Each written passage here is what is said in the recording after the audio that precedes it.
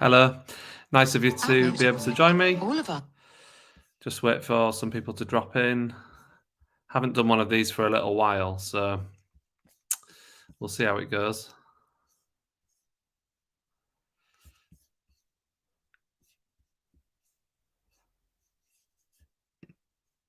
And we'll see if you got any questions. Let me know.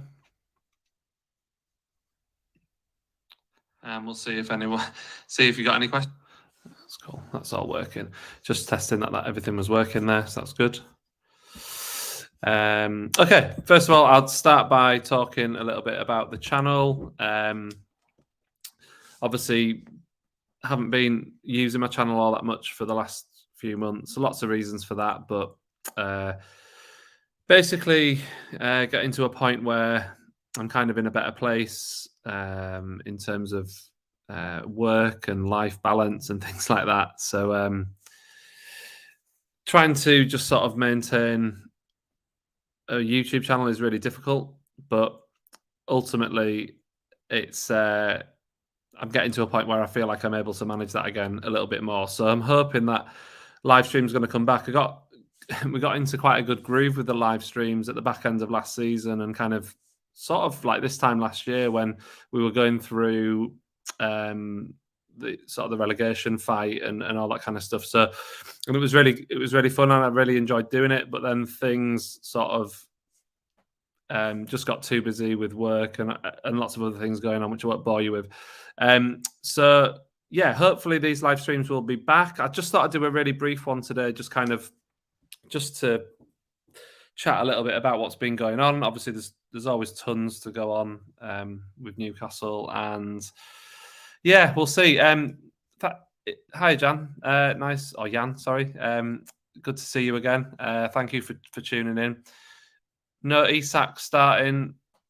I don't know. I don't understand this at all. I really don't. I was so sure that Wilson would be dropped today, and I just don't understand why Wilson has got the nod ahead of Isak.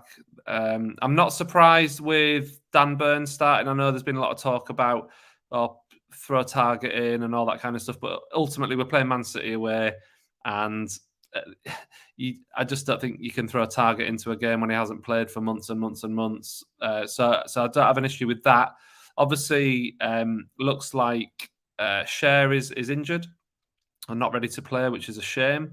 So in comes Lascelles, which is interesting. But yeah, Wilson up front. I don't know, because especially against Man City, I feel like Isak would kind of give us a better option up front in a sense. I think he'd be more effective. I mean, I might be proven wrong. I'm not always right, but I feel like playing Isak against Man City, he's just, for me, when Isak plays, he just looks like a different class. It's like him and Bruno in our squad are just kind of a cut above. You can maybe throw a Trippier in there as well. They're kind of like a cut above everyone else. And so it sort of surprises me that Eddie Howe is reluctant to start Isak. Not just today, but in other games as well. I actually thought for the cup final last week, I thought he might have gone with Isak, but he didn't. And that was a surprise. But, you know, we all want to trust Eddie Howe. That's fair enough. But I do feel like since the World Cup, Wilson has just not been on it. And I feel like he's not earning his place, is what I'm trying to say. He's not really earning his place fully. And we've got a 60 million pound striker sat there. Okay, he's not in the same mold. He's more of a forward than an out and out striker. Maybe that's where Howe's kind of position on it is coming from. But I don't know. I mean, what do you think? Who? There's a few people on the stream now. Who would you like to see start? Is there anyone else who'd prefer to be seeing Isak starting to Wilson today? If you haven't seen the team and you've just joined us, hello. This is today's team. So Pope back in goal, obviously. Trippier, Botman and Burn. But then Lascelles comes in for Cher, who's injured. Or is it the concussion? I'm not 100% sure actually on that one, but he's obviously out. He's not even on the bench, so he's obviously out for some reason. Then midfield of Bruno, Longstaff, and Joe Linton, and Miggy, and Anthony Gordon comes in, as you can see there, which I'm happy about that. And we can talk about Saint-Maximin in a minute. But the big one is kind of Wilson being picked ahead of Isak up front, and Jan was just kind of saying, like, why is Isak not started? So I've kind of been chatting a little bit about that. Like, why is Isak not getting the nod ahead of Wilson at the moment? For me, like I've just been saying, I just don't see. I don't feel like Wilson is earning his place at the moment, and we've got a £60 million striker there who's worthy of a shot, and he looks quality when he comes on. And like I said, the only thing I can think of is that he's more of a forward than an out-and-out striker. But I think against a team like Man City, I don't know, you'd just be worth a shot, surely. Anyway, hi Joe, nice of you to join me. Feels harsh to burn, but I would like to see what Target could bring going forward. I don't disagree with that. I do agree that I'm definitely becoming a bit of more of a vocal critic of Byrne. I don't want to bash the guy. I think he's done an amazing job for us. But ultimately, I think the left back thing, I think it's been found out now, and I feel like he's struggled in the last few games. And I do sort of feel with our fan base, there's a little bit of because he's one of us. He's a Geordie, he's a Newcastle fan. Because there's a bit of like rose tinted glasses with him in a sense, but I don't want to be harsh on the guy, but I do feel like we've got a proper left back in the squad who we believe is fit again, and I would like to see Target come back in, and maybe next week against Wolves he will, but at the moment Byrne gets the nod, and I did just say at the start of my stream, if you weren't with me, I do actually think that Byrne was the right choice for today. I don't think you throw a Target in against Man City away. That's not going to prove anything other than just giving him a bad time. So I don't blame Howe for not putting Target in today, but it will be interesting to see next week if Target gets the nod ahead of Byrne. I don't know what you lot think as well, but like I feel like things need to kind of be freshened up a little bit. I feel like maybe we need to sort of have a different approach to games. We need to change the personnel a bit. I think there's a lot of tired players in our squad. The way that Howe has us playing, I mean, we're so relentless during a match. You know, the players put in a lot of effort, and I just wonder if it's catching up with us a little bit at the moment as well. So I'm quite pleased to see Gordon get the nod ahead of Saint-Maximin. And we'll see. But yeah, in terms of Byrne, I think it's the correct call to put Byrne in for today. But I think next week it's a legitimate debate to be had about whether Target comes in ahead of Byrne next week, in my opinion. And as much as I like what Dan Byrne's done for us, I feel like it's not ridiculous to suggest that he could be dropped. Like we need to be realistic here. Okay, so Jan says maybe second half Isak will accept Maximin to come on. Yeah, so just looking at I'll just go back to the screen of the team. So just looking at the bench, let me just get rid of that. So on the bench, we've got Saint-Maximin, obviously. Target is on the bench. Isak's on the bench. We've also got Murphy. And we've got, sorry, phone's ringing. We've also got Willock and Anderson. So the bench, we've got a few options. And obviously, I would like to see Willock back in the side as well. I think I actually feel like he's been a bit of a miss with his injuries recently. And hopefully, if we can get him back to full fitness, that would be very helpful to the team. So we'll see. But yeah, going back to the kind of Isak, Willock, Saint-Maximin, that there is options there, isn't there? And actually, that's not a bad. It's not a bad. Saint-Maximin's not a bad person to bring off the bench by any means, is he? So we'll see what happens there. Yeah, Martin, thanks for joining us. Yeah, Saz hasn't been on the winning side in about 2 years or so.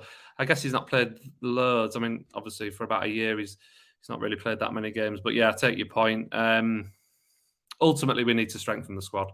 We need to get new players in, don't we? We need to be buying better players. We need to be upgrading the squad. And I think having sort of lost the League Cup final, I do feel like the owners might now be thinking more about what are they going to do in the summer. I'm sure they had plans anyway, but I do wonder if they're just going to be pushing it to sort of can can we spend big in the summer? I don't know. I just think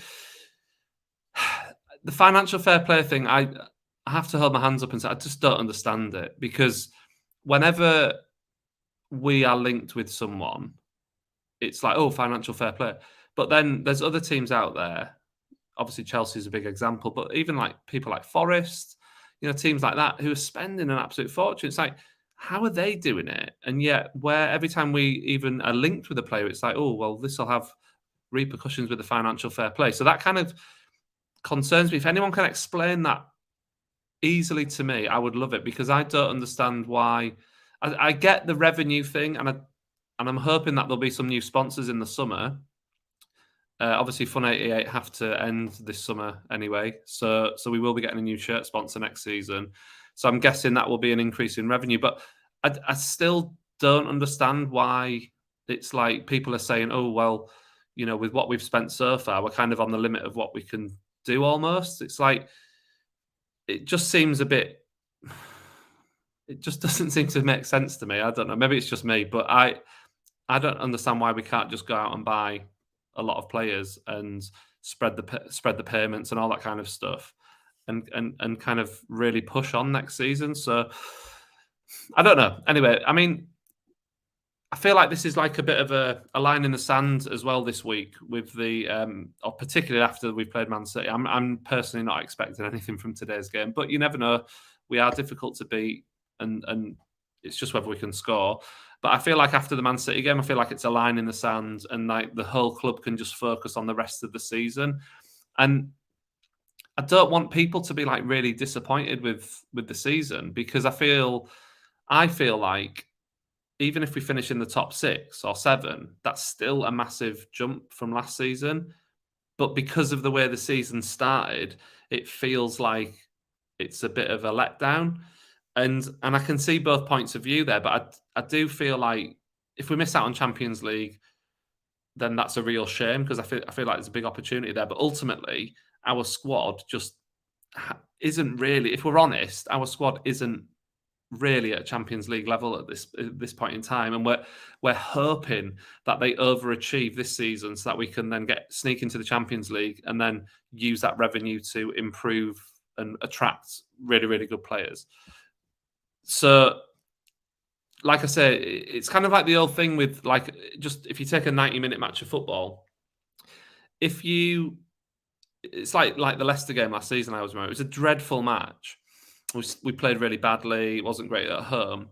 And then we won it really late on with Bruno's header. And it's like, if you finish a match really strongly, even though the rest of the match has been rubbish, that's what you remember. You remember it being brilliant.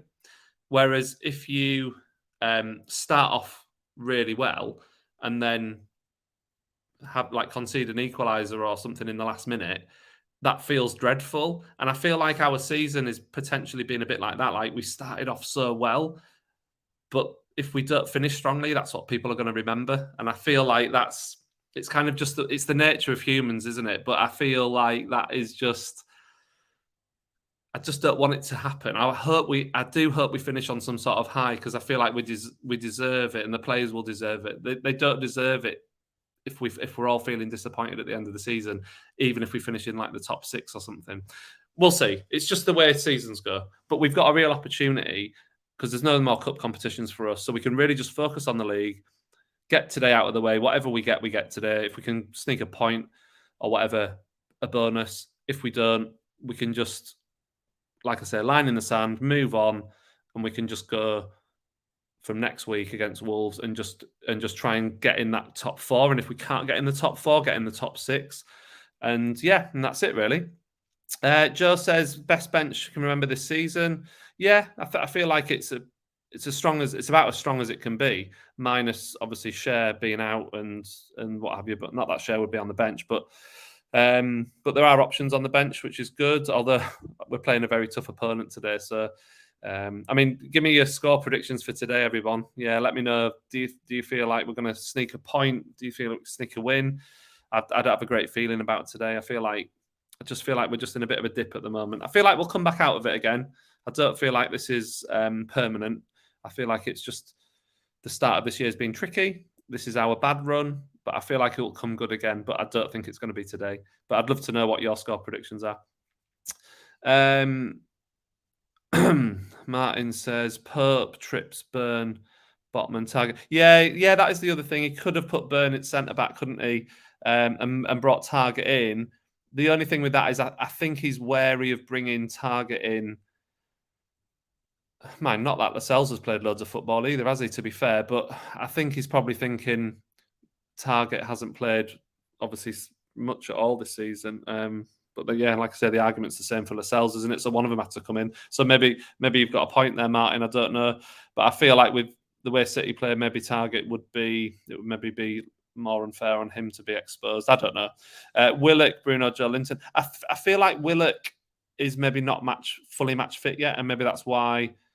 And also Longstaff, he obviously is one of Howe's favourites. So yeah, I can see why you'd have done that. I agree that Isak should have played. I really wish Isak was playing today, but he's not. He's gone with Wilson, and we'll see what it brings. But for me, I think again, especially against Man City and the type of where we play and they'll play, Isak would have been more ideal for today, sort of. I think, but Howe will have his reasons, and we just have to kind of trust it. But yeah, and Gordon. I mean, it's the team there, Martin, that you've chosen isn't too dissimilar, is it, to what he's actually gone with? I suppose.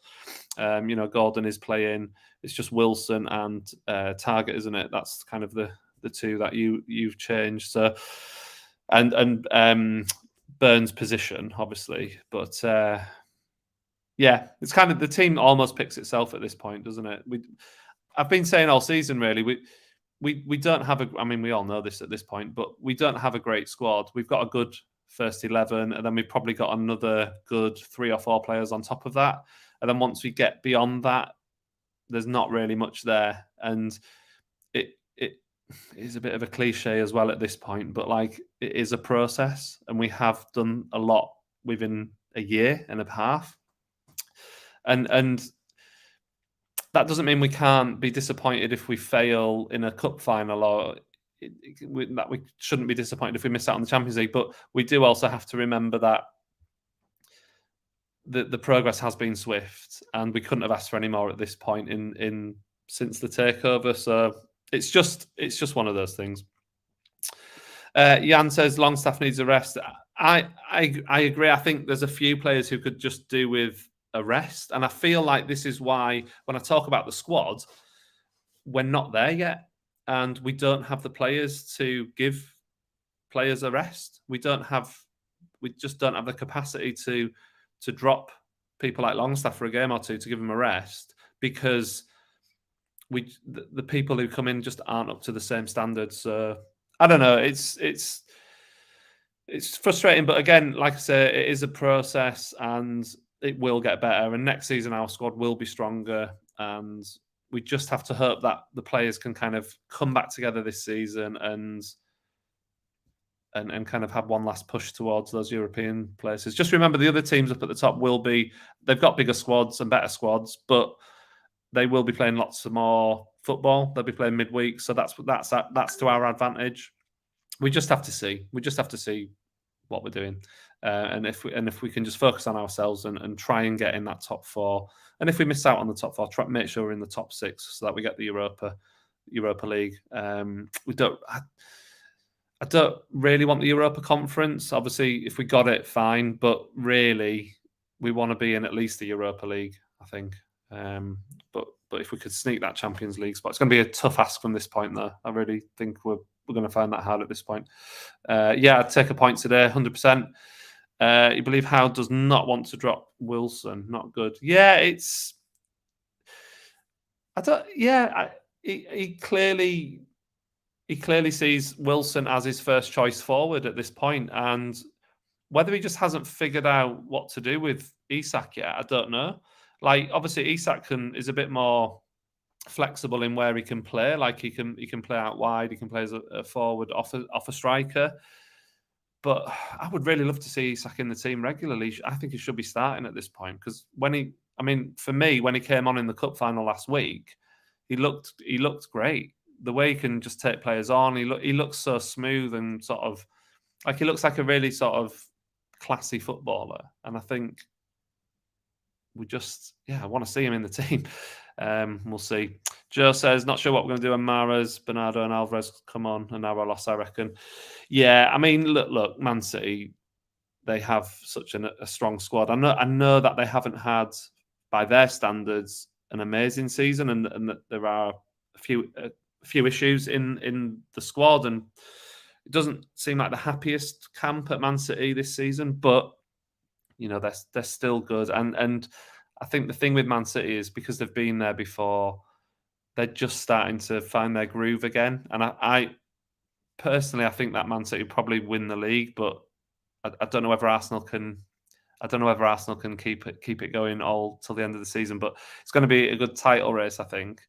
But I would tip Man City just to come out on top, unless something goes really wrong. But I just feel like Man City, again, they've kind of had a rough patch by their standards, and I feel like they're starting to find their groove, which is a bit of bad news for us today because I think we're just hitting them at the wrong time. I mean, after losing the cup final, it's like the worst fixture to have, isn't it? Really, going to Man City away, it's not what you really want. It's not what you really want to do, but we will see. We'll see. Like I said, lots going on with Newcastle. Not just the match today. We'll see what happens. We can live in hope, and like I say, if we can get a point, brilliant. I think we'd all take that today. If we can sneak a win, even better. But I think going with low expectations today is probably a wise move from a Newcastle fan's point of view. But just more generally with the club, I feel like there's been stories this week about the PIF separation and that coming back into the news, and it's a bit of a non-story for me, that personally. I feel like that it's not like we know the chairman is also on the chairman of the PIF. It's like that's all public knowledge. The Premier League knew that. So I don't know what, I think it's the Guardian who have led with the story, but other outlets have then reported it. And I just believe that it's something and nothing. And I know Amnesty are again putting pressure on, and that's fine. I don't have an issue with that personally. I don't have a problem with that. That's Amnesty are there to do that. The work that they do is I feel like it is important work, but I don't need to, as a Newcastle fan, I don't need to take that personally that that's what they're doing. I don't think it'll matter what they're doing. I don't think that the pressure Amnesty are trying to apply will make a difference to who owns Newcastle, because ultimately the Premier League, the issue wasn't about separation, by the way. It was about piracy. And as soon as the piracy issue was resolved, the takeover went through almost immediately. So the Premier League know the situation with Saudi Arabia and the PIF. They know who is on the board of that, and that our chairman is on. It's not a massive issue, but I feel like it's just constant. This constant coming back to the same thing with Newcastle over and over again it's just sort of, I don't know, it's not bizarre, but it's just frustrating. And I think it's maybe we're just going to have to get used to as Newcastle fans. But I personally, my take on it, having read some stuff this week, is that this is something and nothing at this point. I think the only thing that slightly concerns me is if an independent regulator becomes a thing, that might concern me a little bit more. But I think from a legal point of view, there'd be massive legal implications if an independent regulator started running the Premier League clubs and stuff. So we'll see what happens. It's not going to be anything that's going on quickly. This is going to drag out for months and years. But it's just something that's going to always be in the background with our club at this point, unfortunately. It's just what it is. Cheers, Martin. Going for 1-1. Yeah, fingers crossed. We'd all take 1-1, I think, today. But we'll see. And Joe says, yeah, different to see the reaction to Man United's Qatar bid. Absolutely. I think it's probably been well spoken about amongst Newcastle supporters at this point, but the sort of U-turning of some of the media outlets, kind of their coverage of a potential Qatari bid it's been unbelievable. Just how the same journalists, or some of the same journalists, have literally, because it's Man United, have had a completely different slant on the story, even though it's a very, very similar potential takeover. What I did find funny was the fact that the Glazers might not actually sell, so that's kind of amusing. That, because again, a lot of the Man United fans I saw on Twitter were like, "Yeah, bring the Qataris in. This is amazing," and then all of a sudden it's like the Glazers have pulled the rug up from under them and maybe won't sell. So we'll see what happens. But I'm not too bothered about Man United in that sense. But it was quite amusing to see that the Glazers might be reconsidering selling. But just in terms of us, we just have to keep going. And like I said, the whole ownership thing that'll always it's always going to hang over us as long as the Saudis are involved with our club. Good afternoon, Andrew. How are you? That's my brother. Probably get you on a live stream at some point. I'm going to start doing these again more regularly.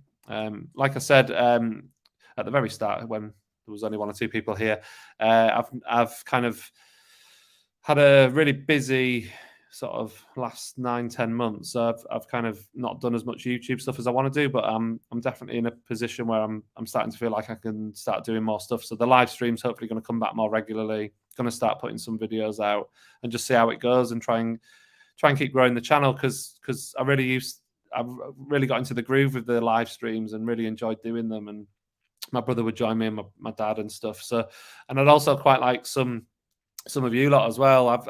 I did make contact with a few people who I invited to come on to live streams last year and then basically stopped doing them. So I will get back into it and hopefully see some different faces on the channel and just try and build a little community really, because I felt like it was quite a nice little community we had going here. So try and get it back and yeah, if you feel free to share and share the channel, and when I release videos, share them and get the YouTube algorithm to kick back in so it directs people to my channel, because at the moment, obviously, because I've not done much over the last 6 months, YouTube just sort of, it takes a while for it to kick back in and get people here, but it's all fine.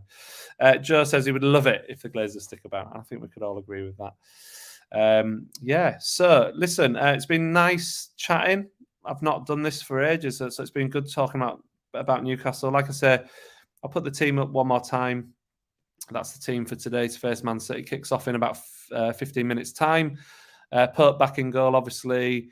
Trippier, Lascelles in for Cher, who I believe it must be a concussion or some sort of injury, but I haven't read anything, but I'm assuming, I think was it a concussion? I might be totally wrong on that. Botman and Byrne at left back, which I agree with. I don't think Target should have come in this game, but I do think there's a big discussion to be had next week as to whether Target comes in against Wolves.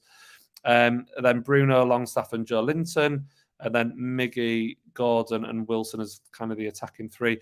Again, personally think Isak should have started ahead of Wilson, but that's another debate that we can have as well.